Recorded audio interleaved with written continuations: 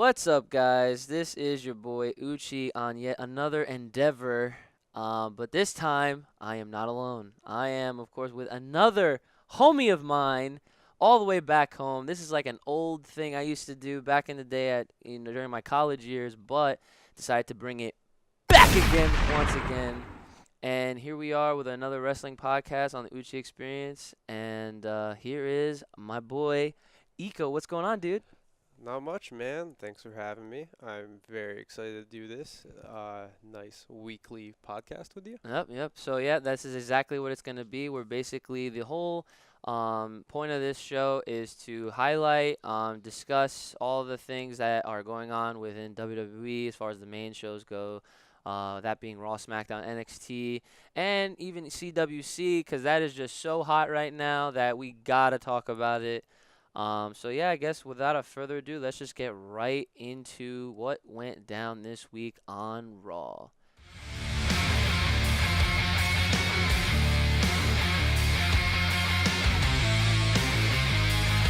Okay, so first things first, the show opens up with Enzo, pretty much recapping him macking on Sasha Banks, leads into Jericho's segment with Kevin Owens, of course. They're emphasizing like how KO is like, he has Jericho's back. Like that was weird, but okay, whatever. Super awkward. Yeah, then match between Enzo and Jericho takes place. Jericho wins via DQ. Big Cass, of course, comes out to big boot Jericho after the distraction. Actually, no, he was there. Yeah, now that I'm remembering He was this now. ringside, yeah. Yeah, he was ringside. Uh, the DQ was because of Cass big booting Jericho after the distraction by Owens. Cass challenges Owens and Jericho to a tag team match at SummerSlam, and of course they accept. So now we have a match for SummerSlam as far as these four go. Mick Foley makes a match, Dana Brooke versus Sasha Banks. Dana wins, then SummerSlam match becomes a handicap match. If Sasha wins, Dana becomes banned from the title match. So that was a backstage segment there, followed by Braun Strowman versus Darrell Nelson. Of course, this being a squash match, we all know who wins this one. Puff Daddy segment. Now this was, in my opinion, is very random, but especially because I thought they were actually going to do something with him, but it was just literally just for that one little segment. Featuring Mick Foley and the New Day. They mentioned Big E. And I actually wanted to point this out that Puff said nuts and Mick said you can't say that on TV.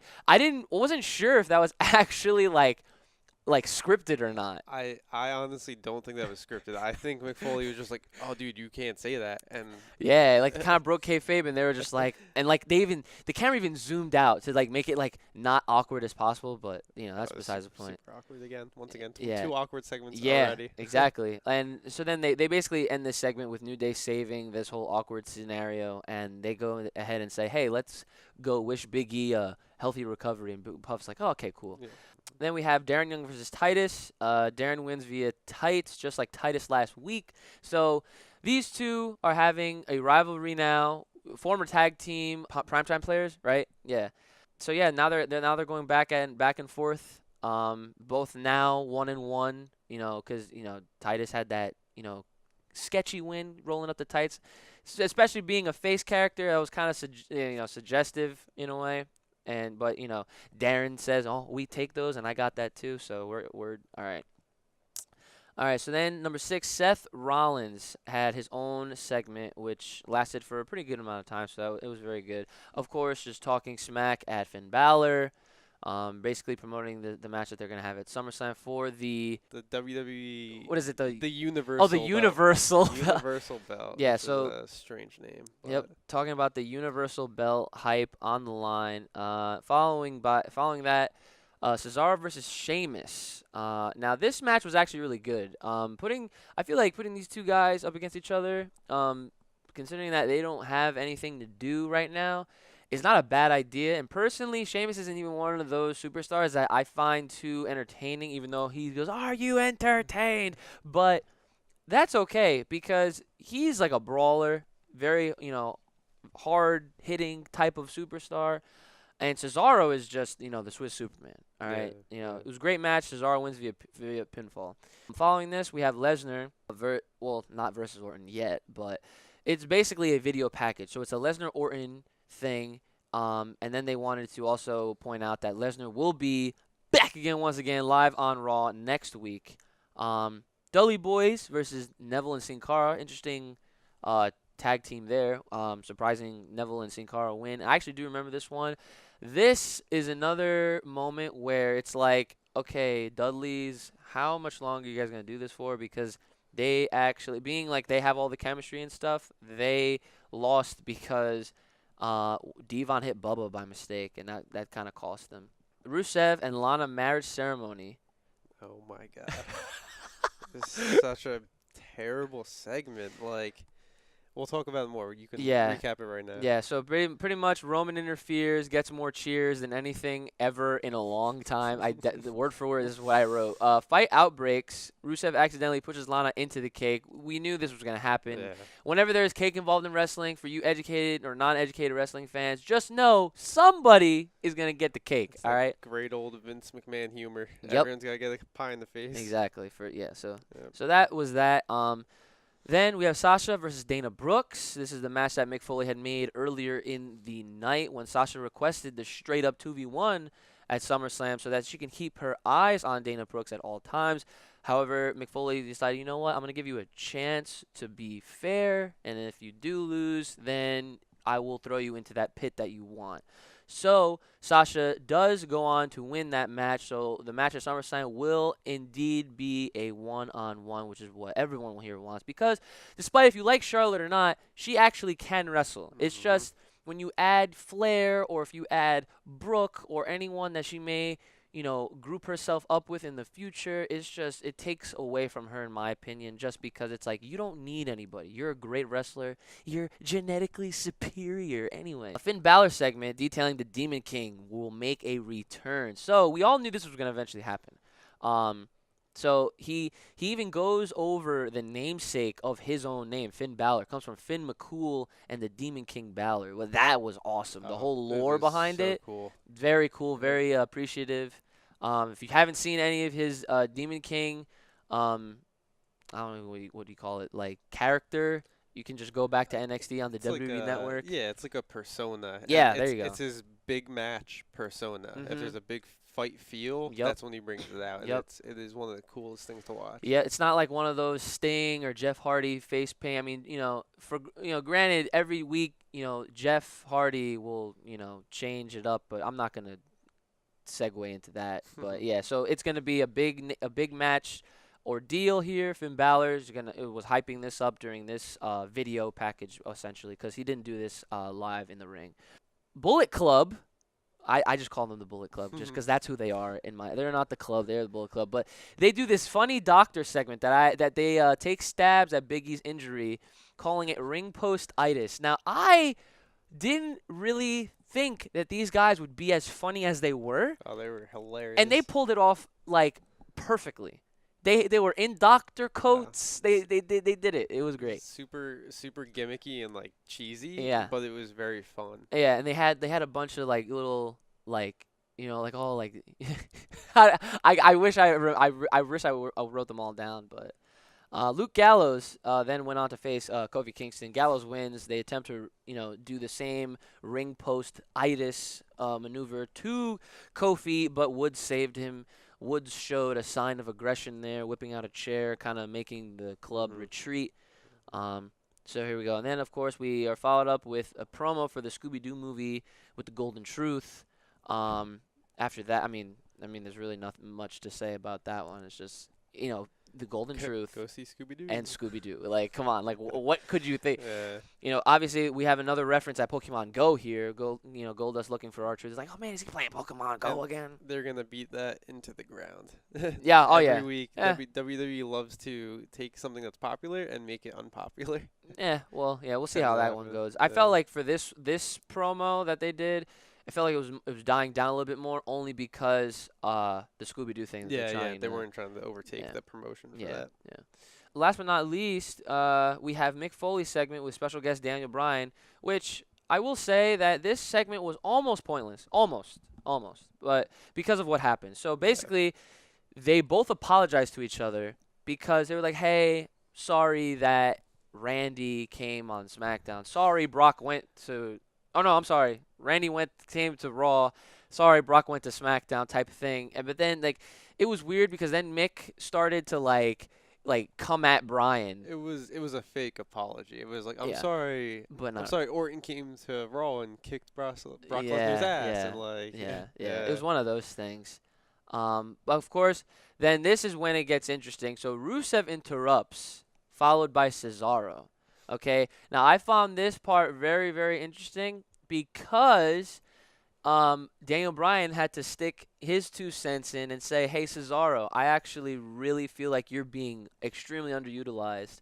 And I thought, "Oh my God, are we gonna see our first trade?" Because people forget when there's a draft, there is such thing as trades. Yeah. They've done it in the past. I don't see why they can't do it now, especially if this whole Cesaro Sheamus thing kind of just plays out. Let's say they do have a match at SummerSlam. I don't think they will, but if they do, or even if they do it on Raw, they kind of like, shove that to the side. What's left for Cesaro or Sheamus if they're not gonna put them in any type of title picture? Yeah. So he said that. I thought that was really cool. And then Foley on the spot makes an impromptu title match to end the night, and that is Rusev versus Cesaro for the U.S. title. Now, unfortunately, it was very close, but Rusev did retain via distractions from Sheamus. So it goes back to what I was saying. Like they're gonna push this whole rivalry thing going back and forth. And then Roman comes out again, spears the champ, and the cheers remain. So that's one of the things I'm definitely going to be talking about. And as a bonus, the advertisement for Rollins to call out the Demon Balor on Raw next week. So that's how they closed out Raw. So that was Raw for you guys. We have like a good like. We have a solid 5 to 7 minutes of talking. We can talk a little more about special things. Yeah. So Raw. What was your favorite part about Raw this week?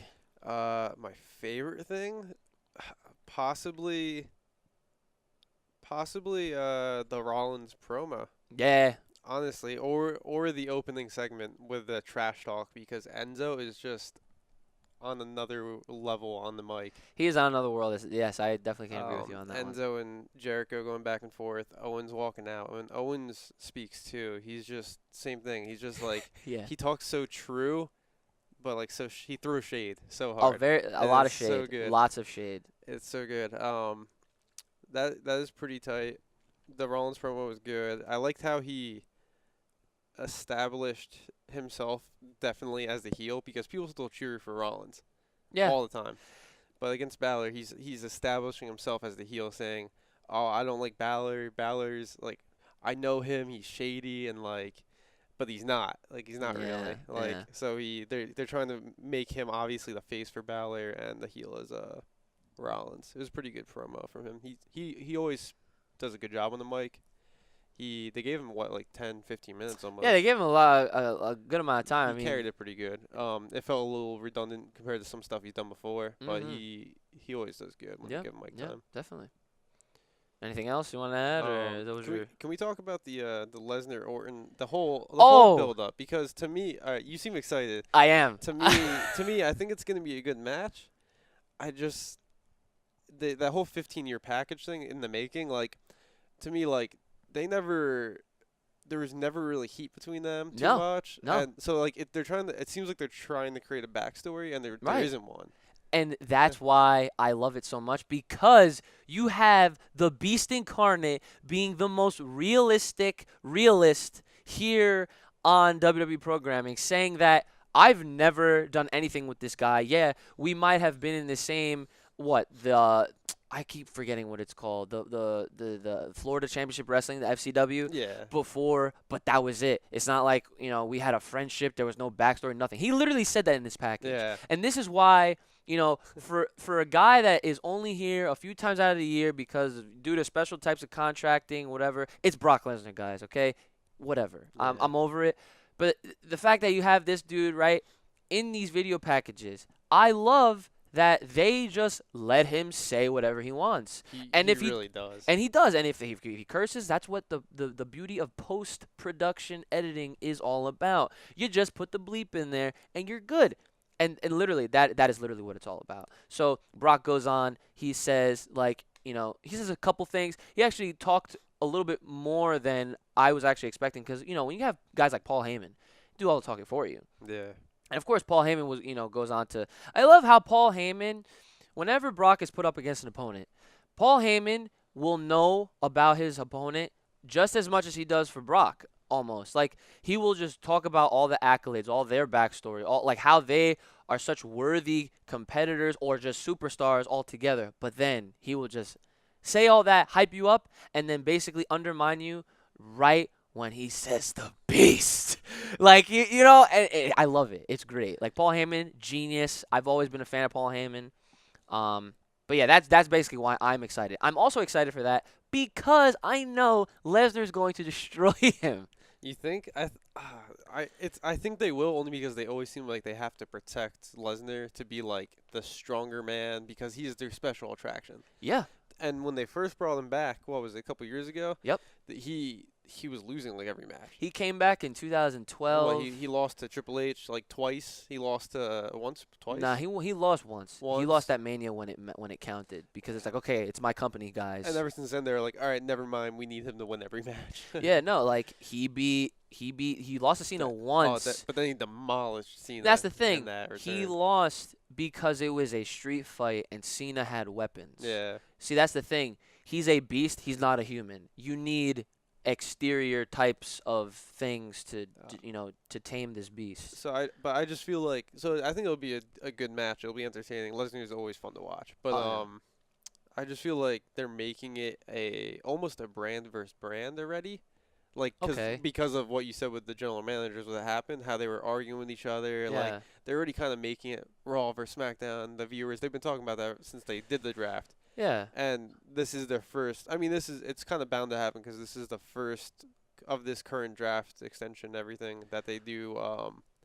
This is the first crossover they're having. Well, yeah, they booked the match before the draft even happened. So it's like no one knew where Orton and Lesnar were going to go, and then it just so happened that Lesnar got drafted to Raw straight up, and I was like, "Oh, he's an eligible candidate." Okay, like word. And then SmackDown gets Orton.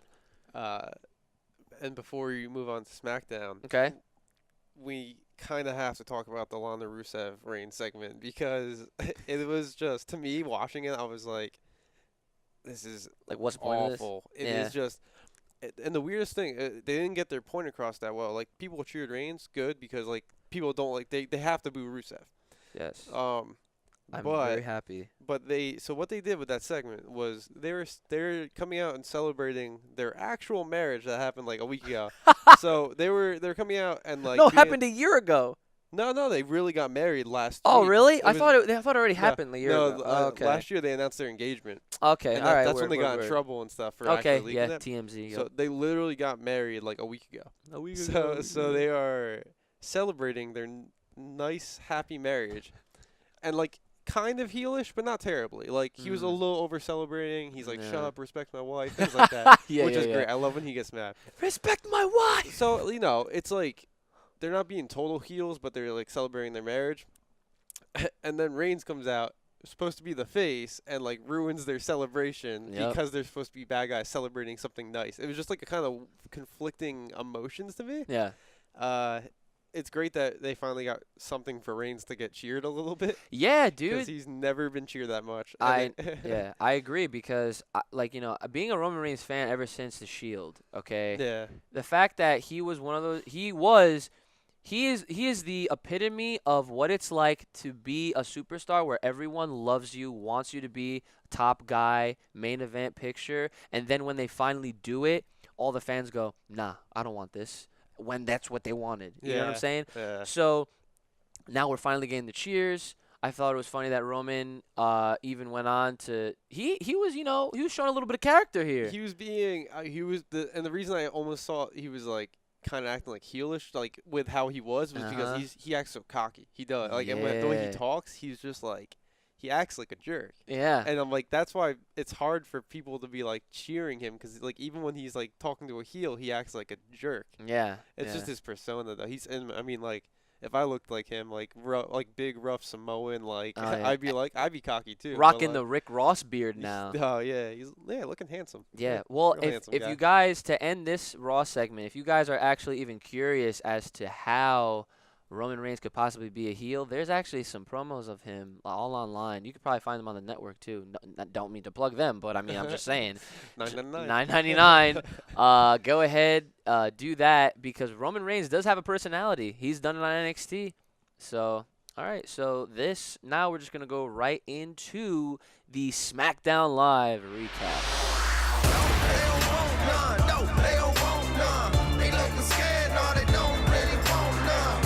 So, SmackDown Live.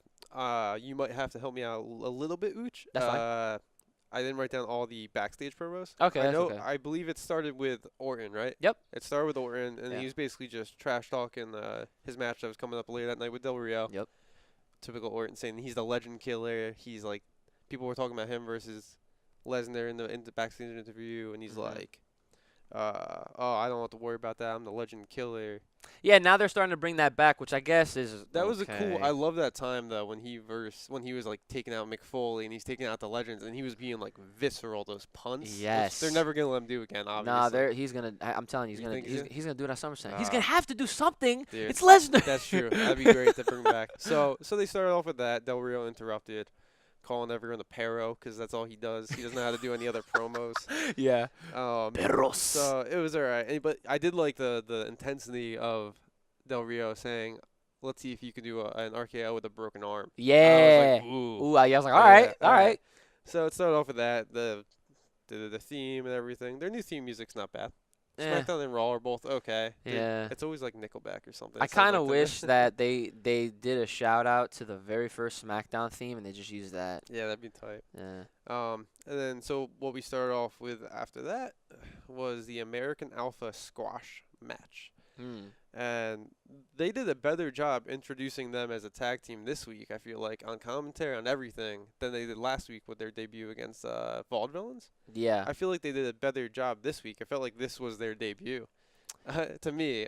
Maybe it's just because Vaudevillains are just that boring. Dude, they can be good, though. NXT, they were great. No, yeah. So, they brought them out, and the cool thing was they were versing a squash. It was a squash music. They're versing like Mikey the local O'Shea and Mike Vega. Yeah. Tell me if you ever heard those names before. Nope. But the cool thing was they brought out like all these other members of tag teams from this tag roster all came out and surrounded the ring, and they were saying it's because the American Alpha is so cocky and like arrogant and ready to go that there are like all these teams. They caught the eye of all these other tag teams, which is good because that's causing a lot of stir up, fire up. Everyone's getting mad and hype and all. Like, who are these dudes that just came up from NXT? It's gonna definitely be exciting once they get them some tag titles. Yeah, which apparently is happening, which they definitely need. Because otherwise, what's the point of this tag division on SmackDown? Yeah. So yeah. Was there anything after that for a backstage or no? Well, there were two things before the American Alpha. There was a Wyatt family promo. Oh, right. Yeah, they did it. I think I literally just skipped writing that because they typically just say the same thing every time. Yeah. They just call that. Oh yeah, because that set up the main event, right? That set up the Ambrose Ziggler versus Eric and Bray. Yeah, that was the tag match. Yeah. Follow the buzzards. That's your summary. Bray he is God. He is God. Yeah. Typical. He's always good on the mic. That was just a typical promo though. Yep.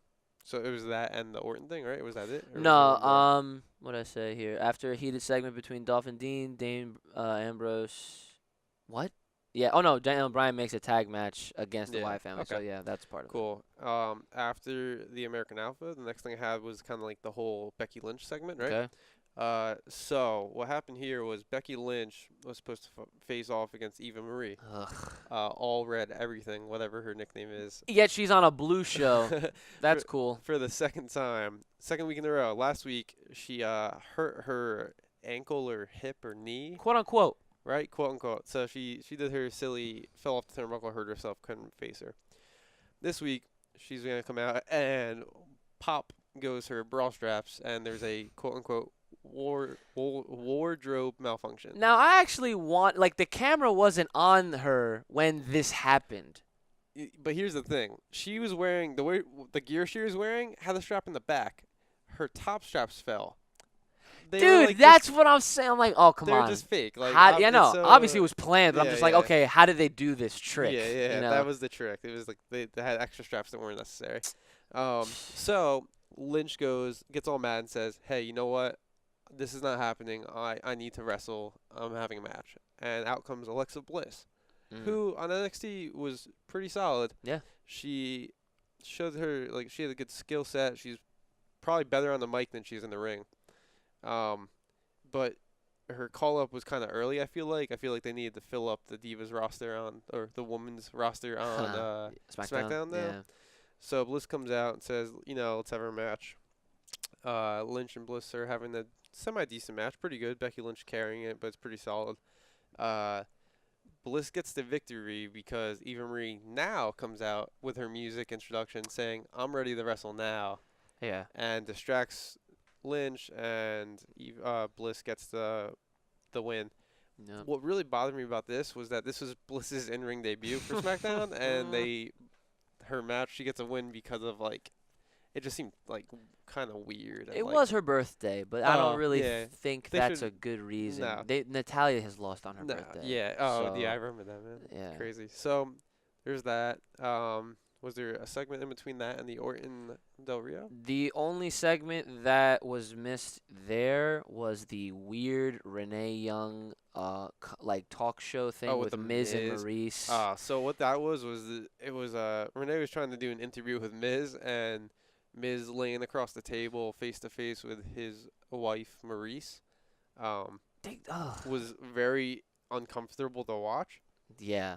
It was like supposed to be. It was the Miz, like, they're pushing the envelope with them. Yeah, not so PG, very risque. They need to just stamp the TV-14 back on, man. Yeah, that's what it seems like. So geez. It was like Miz and Maurice basically getting as close as you can to making out on TV. And they were supposed to be talking about Apollo Crews. And obviously the Miz is not worried about Apollo Crews, blah, blah, blah, because they're having a match at SummerSlam. That's going to end with Crews winning, obviously. I really hope so. He deserves it. Throwback to Uha Nation. That was his name when Evolve in DGUSA. Really? It was a great name. Uha Nation.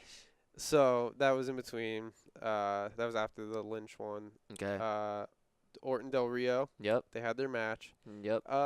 Another match similar to, like, Cesaro Sheamus, where either guy I'm not super excited about, but they put on, like, a solid match. Yeah. They bring out, like, good. I think Orton, with the right opponents, Orton and Del Rio can really bring out the best of each other, kind of. Yeah. The main thing was to kind of show off that Orton can take damage on the arm, he can take some punishment, and he can still do the out of nowhere RKO. RKO out of nowhere, yes. Just show, like, some resilience with him. Overall, okay match. Orton got the win. After that was a really funny segment with Slater, right? Of course. One-man band. I enjoy his segments. I think they're, like, good comic relief. Yeah. And it makes you feel bad for him a little bit. A little bit. Like, he seems like so needy.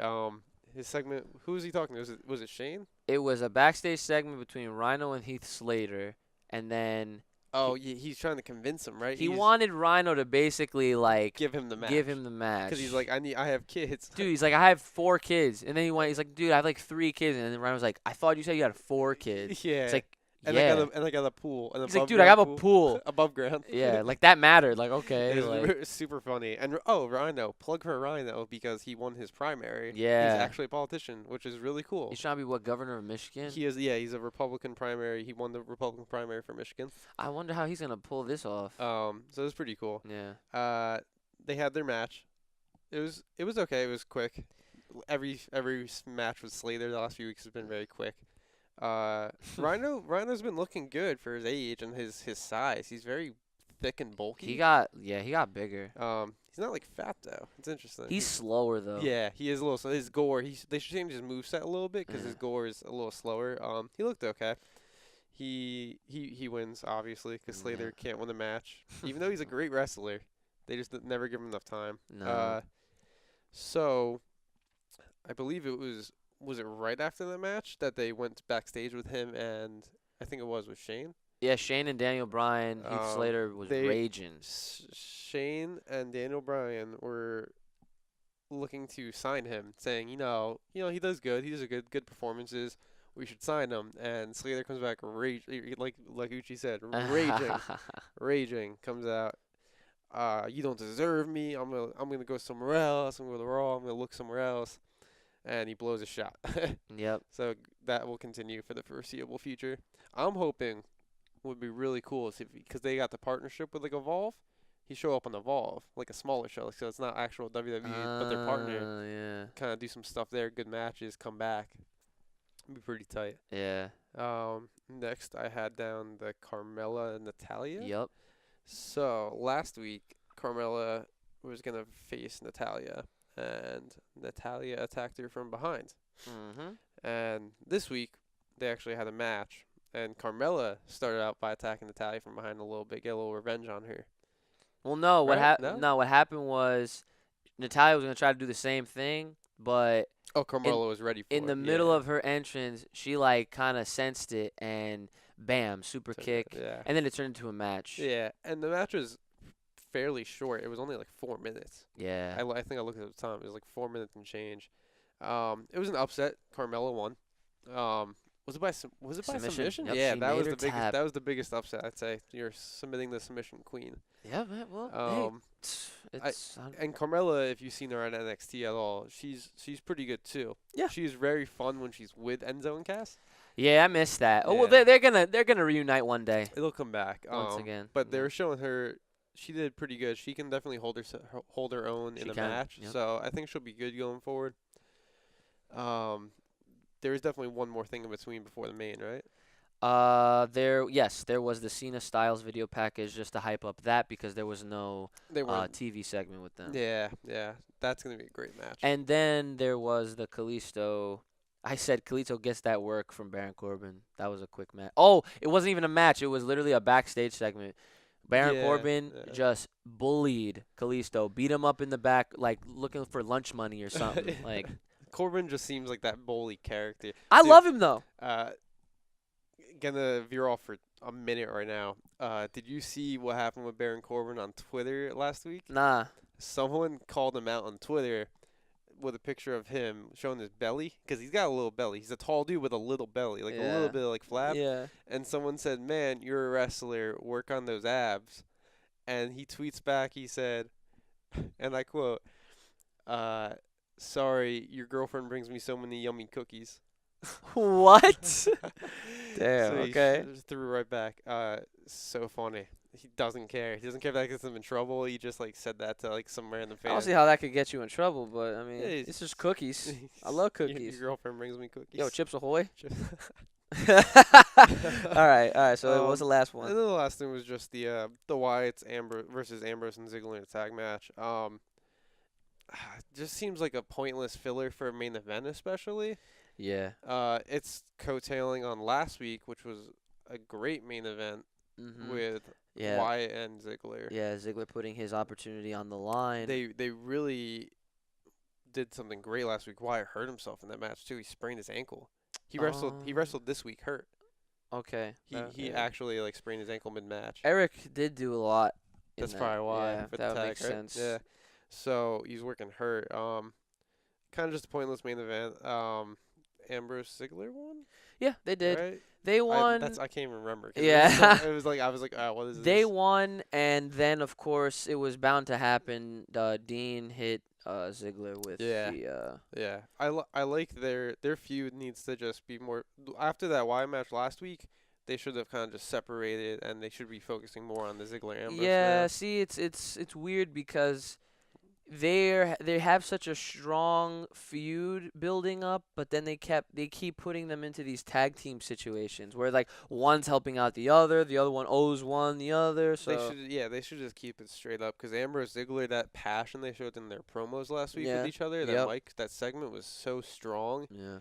Like, I got so excited for the first time in like a long time to see Ziggler versus Ambrose. Like, never would have been a match I thought would have been cool, and now I really want to see it.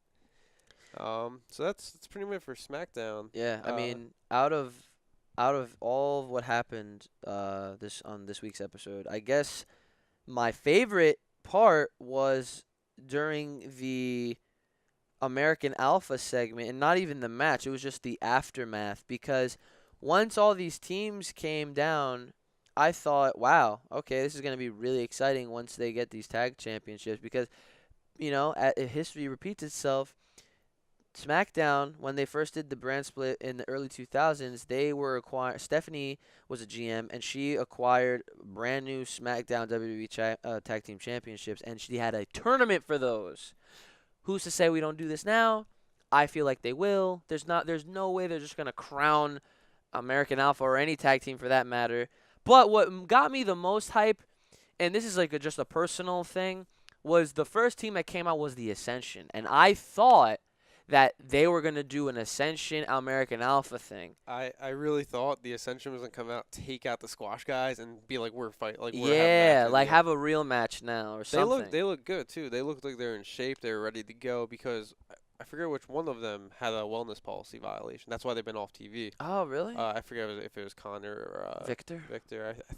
I want to say it was Connor, but Dude, don't quote me on that. Ascension was one of my favorite teams in NXT. Their theme song just gets me so hype, and I felt like when they got their move up, their call up, man, it was just like all their momentum was just instantly gone. Dead. Instantly. It was like inexistent. But whatever. But what about you? What was your favorite part for SmackDown? Man, I was pretty upset with SmackDown just compared to last week. Yeah, last week was way better. Because they had a high stakes main event. You know, if Ziggler lost, then you have Bray Wyatt and Ambrose. They really kept that like that. It had me excited for the main event. This time the main event, it was lackluster. I was like, oh, tag match. It just seemed like it could have been on like the start of the card. Yeah. I guess I'd have to, if I had to pick one, I'd probably honestly actually say the American Alpha too, just because they're new and there's something different about it. Yeah. The Carmella and Natalya, there's no story. Rhino needs an actual feud. It would be nice to have him. I'm glad you bring up Rhino because again a fan of Rhino, a fan of ECW from back in the day. Yeah, okay? not the reboot. Current Rhino is just like, dude, like your gores are not. They're sluggish. Yeah. They're not. You might as well just get Edge back, spear somebody, and it'll probably be more intense than. Matter of fact, no. Roman Reigns does a better spear than the Gore now. Like, Gore! Like, this man is supposed to go through people. Yeah. It's sluggish. It used to look so intense. But I mean, that's pretty much it. I mean, Rhino, like you said, he needs like some legit opponents. You know what? Give him Sheamus. Trade Sheamus over. He needs like someone or in the trade Cesaro. I don't know. In the mid card, just someone to deal with. Yeah, dude. I feel like right now the mid card, I could see Baron Corbin versus Rhino. That would be okay. They did that in NXT. They did, so right? they should do it again. They did it as like a tag team and then a little bit of singles, right? I know they were in the Dusty Rhodes Classic. They versed each other. Oh yeah. Okay. But So yeah. But they should do a singles thing. They should do it again. It'd be good. All right, and then we're gonna transition to NXT.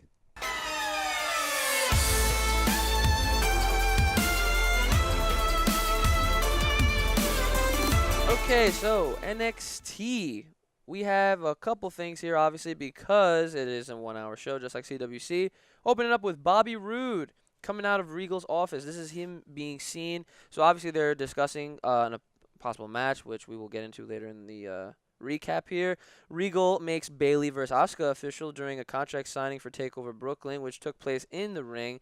They had an interesting segment, Bayley reminiscing on the fact that Brooklyn is where she won her first title. She says that this will be history repeating itself with Asuka. She's saying she's not afraid of the myth of Asuka, or that she is a myth or whatever, and that, basically just trying to... Bayley was showing another side to her. She ain't all about hugs, guys. And I like this. Oh, it was very good. I like it a lot. So, Bayley was offered a handshake from Asuka after Asuka said, you don't have what it takes, signs the contract, whatever. They have the whole, stare down. And Bayley turns down the handshake, actually smacks it out of her head. I'm like, what? Like, you have a fan right there that hugs you every week, cries over you when you lose, and you're going to do that? Yeah. You got some fierce. Some lady, you know what I'm saying? So, but then it was kind of weird because it was almost like she backtracked and went right back into the ring just to face Asuka again, and then Asuka raises her title, and then it ends with Asuka's music. I felt like it would have been way more impactful if Bayley just left. Just flat out, leave, no music, nothing. It's like, wow, we've never seen that side of Bayley. Yeah, there was no need for the return. No. When she, after the handshake, when she went to leave the ring, and she kind of like shoved her out of the way, too. Yep. It was solid. And you know what? Now that I think back to that, it almost looked like Bayley might have wanted to attack her. she restrained herself a Yeah, little bit. she held back. Kinda, yeah. It looked good. I'm very excited for that match. Yep. After this, we have Authors of Pain with Paul Ehrlich versus Nails and Rob Ryson. So, of course, these are a bunch of randoms. Obviously, squash matches are a thing again. So, be ready for, stuff like this on both the main shows and NXT. Authors of Pain obviously win. TM61 comes in to only get wrecked. That was an interesting part because I was like, okay, maybe they're just trying to fill in some gaps here, give these guys a reason to be on the show. But there was no type of altercation or back and forth. They literally wrecked these guys. TM61 sent them back to the locker room. Next, we have backstage interview with Shinsuke Nakamura. And, of course, Shinsuke being the charismatic character that he is, coming from New Japan Pro Wrestling. The interesting thing that I like to note that he said was, I'm not hard to find, but I'll find Joe when I want to. That was pretty much the whole promo. And it was so good, though. It was that was a sweet, short promo. Yeah. And then he did his, silly looking, Yeah, he looked off on camera, and he was like, looking off into the sunset, looking for Joe. Yep. It was pretty good. After this, we have a match: Andrade Cien Almas versus Angelo Dawkins. This is another. Well, I wouldn't really say it was a squash, but it was a short one. Yeah, it was just short. Maybe 2 minutes. What's special about Cien here is that he is currently undefeated. He won via pinfall with his hammerlock DDT. And then Bobby Roode comes out clapping. So he seems to be impressed with the win, but realistically, he was only congratulating Cien on the fact that he is now going to be taking on Bobby Roode at TakeOver. And Bobby Roode, of course, notes that night will be glorious. So now we have another word that's just going to be a part of the whole gimmick here with Bobby Roode. With AJ has phenomenal, now we got glorious. How do you feel about that? I never really watched too much Bobby Roode in TNA. I watched enough TNA to understand his character. Did he do a similar character? No. Okay, cool. So I like this character. Yeah. This I'm better than you. I'm a rich, I'm a CEO type. I want to bring business in. He was kind of cool. And then that theme is great. Glorious. Yeah, see, I'm used to seeing Bobby Roode one way or two ways. Well, a couple ways because of TNA. Just how he was. He had long hair. He was in Beer Money with James Storm. That's right. I did see him as Beer Money. Yeah, he was in the Team Canada back in the early 2000 TNA because he's one of the TNA originals. And just the fact that I don't know, this whole gimmick has to grow on me because I'm just not used to him being all oh dude, I'm glorious. What? You used to be in a team that was all about beer and money. Get out of here. It's cool. I think it's good because it'll show versatility. Yeah. If you can do it well, which so far he is. Good. I will give him that. Yeah. He was doing a great job with that. But one thing I do want to know about Andrade Cien Almas is that his attire is all white, which looks very similar to No Way Jose. I feel like they could definitely pull off a tag team. Yeah. Especially since they're both Hispanics. And they're both wearing white, all white, everything. WWE's two Hispanics? Tag team. Must be a tag team. Yeah, they right? Yeah, except now, for now, No Way Jose is actually pretty popular, so he's already guaranteed a match, which actually leads into my next point here. Yes. Backstage segment with Regal and Austin Aries. Austin Aries demanding a match at TakeOver, being that, he's Austin Aries, he's the greatest man that ever lived. He's like, why am I not on the card? And then Regal's like, oh, you know what? How about I give you a match with someone that you're avoiding? And he puts him right up against No Way Jose. So No Way Jose, back again once again, TakeOver. We have a match versus Billy Kay versus Liv Morgan. This is Jersey representative, and this is the part where I kind of start to hate on Corey Greaves because this is the part where he just doesn't like New Jersey for whatever reason, and I was okay with him. I had an issue with him. Now I'm okay with him, and now he goes back to why I had an issue with him. I'm like, why? What's so wrong with New Jersey? So what? We have people that pump our gas. It happens in other states too. I think it's so funny though. I feel like that's always been the thing with heels. When they bring up New Jersey, they're like, that state smells like. Yeah, I don't understand. And then they're like, the pump our gas thing was very funny because also it does make it, I grew up here. We both grew up here. Yeah, we're used to that. Yeah. To me, when you also think about it, it's kind of funny though. It's funny, but it's why is that such a bad thing? Get over Graves it. being this heel character a little bit. Yeah, that's good. Yeah, Billy Kay wins via pinfall off of a big boot, and I will add that Liv Morgan looks like a Carmella lookalike. Just saying. She does. Backstage segment with Gargano and Ciampa. Regal makes the Revival versus those two for the NXT Tag Team Championship at TakeOver Brooklyn. This is their shot at becoming tag team champions, of course. Let's see. Ember Moon to debut at TakeOver. This is a new character, new superstar. Oh, she looks like a Mortal Kombat character. She does look like a Mortal Kombat character. I almost thought that was Naomi repackaged. Yeah, no, but she was Asian. Yo, but she was like dark. Dark, yeah. I think that was the production though. Okay. We'll see. We'll see. Yeah, how she we will looks. definitely Was it see. 8/20, right? Yeah, it's at 20th. TakeOver. Yeah. Oh, it is TakeOver. Yeah, TakeOver's where she's debuting. Interesting. Not too excited, but we'll see. Following this, we have Gargano and Ciampa versus Patrick Clark and Tucker Knight. Now, I believe Tucker Knight was actually on Tough Enough. He was, yeah. Yeah, so was Patrick Clark. Okay, so yeah, that goes to show. Okay, that's funny because I didn't remember Tucker Knight, but I remember. Yeah, I didn't remember Patrick Clark. Patrick Clark was like the dude who was like, I know everything about wrestling. Oh, that guy. And everyone was right. like, dude, you suck. Yeah. And so then Gargano and Ciampa win via pinfall. Yeah, that was a squash, pretty much. Yeah, they advertise Hideo Itami will be back once again next week on NXT, so look forward to that. Backstage segment with Mojo says he's going to bring the fight to Joe. Mojo, now let me tell you something. Mojo, I didn't think would ever be in the spot that he's in now. He's in a good spot right now, okay? Because I'm like, how far can you take this whole we aren't hype, we stay hype thing? Yeah. But he took it to where it can go, and now he's at a point where he showed a serious side. He's like, it's not even about being hype. It's about being even. And I was like, bruh, handle your business. That match was tight. It was. Mojo Rawley versus Samoa Joe to close the night. Non-title match, of course. Mojo starts off super hype, no pun intended, actually forcing Joe out of the ring after 3 consecutive shoulder tackles. But then, obviously, Joe being the veteran here, slows the pace down after throwing Mojo into the steel steps. And then from there, it was kind of like more in Joe's favor. Definitely slowed it down to where he wanted it to go. Joe wins via submission, via Kohina clutch. It was a great match. Mojo showed a lot of life in this match. They had some back and forth, but again, like I said, the being that Joe is the veteran here, Joe just kind of just put him to sleep, and that was it. Also, he wanted to send a message to Nakamura before the night ended by doing yet another submission to Mojo, and this part, it just adds on to the love I have for Shinsuke Nakamura. Because Nakamura does come out. Yeah, I was wondering. I was like, guy, come out safe. Yeah, I was like, is he gonna do this? So he does. He comes out, but he doesn't just run to the ring. He doesn't do what any average WWE superstar will do. You know what he does? He just walks. He prances like he normally does. My favorite thing was him walking down like that and security running past him. Yup. While he's just like strolling. Yeah, he's just like chilling. Like he's like, oh, hey, look, it's security, or whatever. It was so good. And not only do they have every single security guard in this ring holding Joe back, not one of them, like, they tried to refrain Shinsuke for, a little bit, but it was pointless. It was just like, okay, like, no, like, you do not need to hold him back. Like, this man is not going to do anything. And he didn't. But he did what I think I've never seen done on WWE programming. He actually did a nose grab.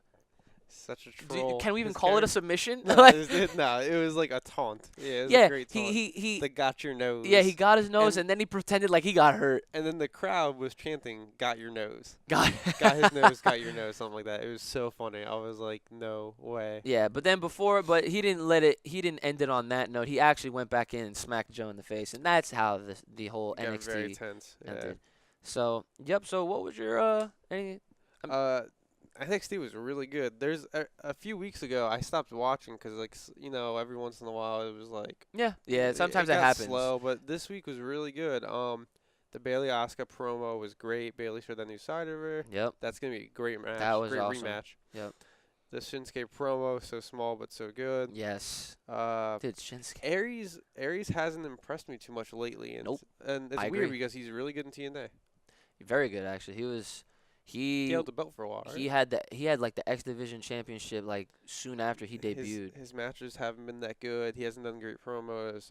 I feel like he seems like he's not trying. I feel like at the same time he's not really given enough time too. Yeah. So his match with Jose Jose should be pretty good. No Way Jose was interesting to me. I didn't see him like when he debuted, but I watched him like a couple times. Yeah. He silly gimmick. If he carries that up to the main roster, I don't think it's gonna work. That type of gimmick falls really hard off.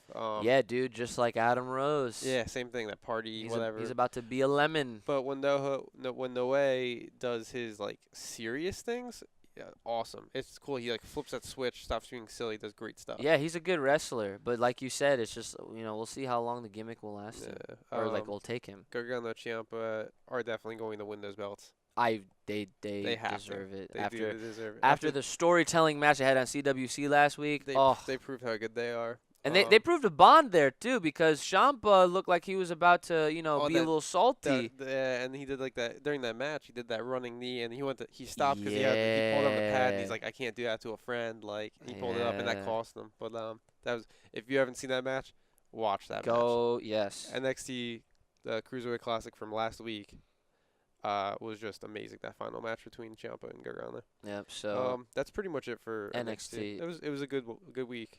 Yeah. All right, so we're gonna go to CWC next. The Cruiserweight Classic this week. It started the round of 16, the second round. There was Tajiri versus Grand Metalik. Tajiri representing Japan. Metalik representing Mexico. Hey. Hey. That was a great match. Tajiri has proven I think they said 42 or something. 45. 45, and he proves he still has it. He does not look like he's slowing down. That match was very good. Honestly, it was gonna go either way, but Metalik pulled off the win. Yep. Just great style. I've never seen Metalik before this tournament, and he's got great lucha. Yes. High flying, great moves, Yep. good counters back and forth. Great. Every match in this tournament, almost every match, has been like a 3-star match out of 5. Yeah. I'd say solid 3 for everything. Some have been 4 or 5 stars. Yeah. So far, and it's just starting. We have like 4 more 5s, like maybe 6 more weeks of it, 8 more weeks. Yeah. We have a lot. Good more couple months there. Then the other match was Kota Ibushi versus Cedric Alexander, Japan versus the United States. Now this match. This match was an instant, I'd say almost a 5-star match. They said it was an instant classic. It was. I'd say I would rate it, if I rated it like probably a 4.5, almost a 5. I could give it a 5. I could watch this match a few times. I watched it again with Uchi today when he was watching it. Yes. And I could watch it at least 2 more times in the next couple weeks. Yeah. Great match. Ibushi has done nothing but prove to me how great he is in his 2 matches so far. Mm-hmm. And even to me, more impressive was Cedric Alexander, because I've never heard of him at all. Yeah. Like, I not seen him. I have not heard of him before the tournament. Same. And he has done great. And they had some crazy exchanges, high flying move, like off the top ropes, over the ropes. Yep. Near the end, the exchange with Cedric doing his brainbuster into a the super kick. The super kick after, because he didn't get off the brainbuster. Instead of stopping, he does a super kick, and then he goes for the second pinfall. And that exchange was just so like crisp. For a second, Uch was like, "Oh my God, Ibushi's gonna." Yo, lose this." I'm not like, gonna lie. No. It was just so good. And then that Golden Sun, is that what it is? A Golden Sun powerbomb? Oh, the Golden Star powerbomb. Golden Star. Shout outs to all Japanese, Chinese restaurants all over the world. That Golden Star powerbomb is nasty. It's basically a last ride into a sit-down powerbomb. Yeah. And it is so devastating looking. So they had a great match. Great little post-match of Cedric crying, going up the ropes going up the ramp because he had such a great match, and everyone's chanting, please sign them, please sign Cedric. And Triple H walks out like a boss, not his music, just walks out casually, pulls him aside, handshakes him, and says, all right, and he takes him to the back. So it looks like Cedric will be signed, hopefully either to NXT or Raw or whatever. Yeah. He could be pulled up for that Cruiserweight division. So those 2 matches are great. Can't wait for next week. Every week for CWC has been so good. Honestly, and I'll also add on that next week we can look forward to seeing Akira Tozawa versus Jack Gallagher, Noam Dar versus Ho Loon, and Brian Kendrick versus Tony Nese. So that last match is gonna be tight. It's gonna be really good. Tony Nese is a hard-hitting dude, and Kendrick is the most technical man I know. Yeah. So, my favorite part of the whole CWC show, well, my favorite match clearly has to go to Kota and those two, Cedric. those two. Okay, that match was so well done, And as I was watching this, I was basically commentating it at the same time because being that I have watched Kota Ibushi in New Japan Pro Wrestling, I've seen him work, I've seen him perform. This man has everything, like has it all that it takes to be where he's at right now in the WWE. And they pulled a great guy, and every time I saw Cedric. He was getting ahead of him. He had the upper hand. He was doing some things in his favor and stuff. And I was like, don't sleep on Kota, because this is what Japanese wrestlers go through every single match. They all beat the living crap out of each other for breakfast. Okay, like I was telling Iko over here. I said, do not ever. You can challenge a wrestler to a technical type. You can challenge them to a series of aerials, just plain maneuvers off the rope, whatever you want. Never ever challenge a Japanese superstar to a strong style back and forth exchange. Because what that does, that wakes them up. For whatever reason, you can literally put them maybe through 50 tables, hit them with a bunch of ladders, chairs, do the worst to them, and then all of a sudden you start giving them body chops, they just wake up, and then nope. The strong style rule. Yeah, dude, the strong style is real. Dude, it's not just in Shinsuke, nah, even though he's the king. He's the king. Did he coin the term? I think he did. He I think might they have. said he did because he's an older wrestler too, right? He's been around for a while. Well, he's not even that old. He's just been a veteran. Yeah, no, he's just been wrestling for a very, very, he very looks long like time. he's been wrestling for a very long time. Dude, he's the man. He's a vet. I would say easily. But yeah, aside from this, Kota picking up the win. But I feel like the true win here was that segment right after this match, because we have actually never seen any type of post reaction anything with any of the matches that take place. Like, we've never seen any of the superstars go. Well, actually, no, that's a lie, because we did have the Ciampa and Gargano moment there. Oh, that was nice. It was very nice and very well deserved. But this was different because this was, I think, in part due to the reaction from the fans. Yeah. That Triple H was like, all right, I'm gonna come out and do this right now. Yeah, and that's what I'm saying. They kept the cameras rolling. They might have been like, we'll sign. They might have been thinking we're gonna sign him anyway, but to be like, if they're doing this right now, we'll just do it right now. Yeah, you know what? And it's just so everyone knows, like a little nod saying he will probably be signed. Yeah, and we talked about this earlier too. We were like, this whole tournament, it's not just about who wins the CWC gets a contract. They're all most of them, I'm gonna say a good 75% of these guys are gonna get contracts. I'd say 75, at least 50%.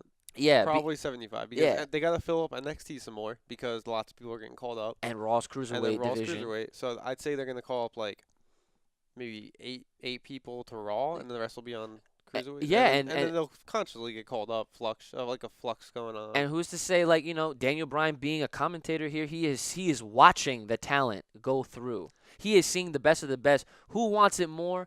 I'm more than positive my man DB will make a decision with Shane and be like, we need these dudes on SmackDown. That's right, because they don't the Cruiserweight division, so maybe they're saying they're going to have a Cruiserweight belt, but maybe SmackDown can have, call up 2, 3, 4 guys and they can wrestle for the other belts. They don't exactly. You don't need a Cruiserweight title to just prove your worth. Yeah. But do you think the end of this tournament will end with a belt? I never thought that. Oh my God. Well, okay, here's the thing. You have to also consider, that is super, super good idea, super hype. I would love for that to happen. That's actually a really cool surprise there. But you also have to take into consideration, will they hold off without this Cruiserweight title for that long? On Raw. You know what I'm saying? Yeah, that's only – I wish I knew exactly how many more weeks we had left. I want to say it's mid-September, end of September. They're talking about it. They've been mentioning it on in the commercials and stuff. So you gotta suspect that it's within the next month and a half at least. I'm hoping maybe in the next couple of weeks they mention on Raw saying the winner of this will be the champion. Maybe if they announce it on Raw, or that last day. That would actually be a cool angle to see the winner of this tournament be crowned the Cruiserweight champion. It's an inaugural tournament with it, and it's a huge tournament. I feel like they have to have. That'd be a really cool surprise. More than a trophy, I don't want to see a trophy. Give him the trophy, give him the contract, and then surprise him with that brand new Cruiserweight title. There will be tears in that ring. Yeah. So, like that's a really good point. I'm really glad you brought that up. I'm super hyped for the CWC, man. We got plenty of weeks more to go. And yeah, that is basically your full WWE week here on the podcast. So, is there anything you want to kind of touch on or mention, or? I think that's it. What are you looking forward to next week? Oh man, next week. Well, the end of next week is like SummerSlam, right? Or is that 2 weeks? We have this weekend, and then the following weekend that is SummerSlam. So obviously that, but we will definitely talk about more next week. We'll recap. We'll do the same thing: Raw, SmackDown, NXT, CWC, and then we'll probably have a segment for predictions for Takeover and SummerSlam. Oh man, that's gonna be so good! And I will be going to Raw. Oh so man! I will give you guys a nice context of how it was live. Yeah. Because it feels very different. I haven't been there in a few years live, but when you're there live, it feels pretty good. Have you ever been there? It's been a very long time since I've been to a Raw. Actually, my first Raw and only Raw that I've ever been to was back in 2003 I'm pretty sure it was 2003. Yeah, it was 2003 because it was a main event. I remember a bunch of stuff, but this was the night where Kane was unmasked. That's all. It was Kane. When you were there? Yeah. Oh, cool. It was Kane versus Triple H, and if he lost, he had to take off his mask. And I saw this man with no mask, and I was like, "What? You're an ugly man." Yeah. Yeah, so I'll definitely have some notes from how it was there, sound-wise, loud, crowd reactions. Yeah. It's going to be, in Brooklyn, it will be all 20 to 30-year-old males and no children, no wives, no mothers. It's going to be all vocal males, and it'll be great. It's going to be great. They're a great crowd over there. Cool. All right, I think that's it then. All right, guys, thanks for tuning in. We'll be back once again with another episode of this WWE Recap podcast. Follow us on Twitter. Do you have a Twitter handle?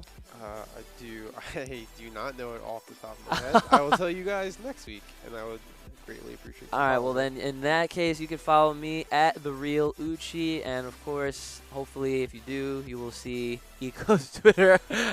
Maybe I'll have it up and running next week. All right, guys. Thanks, guys. Thank you.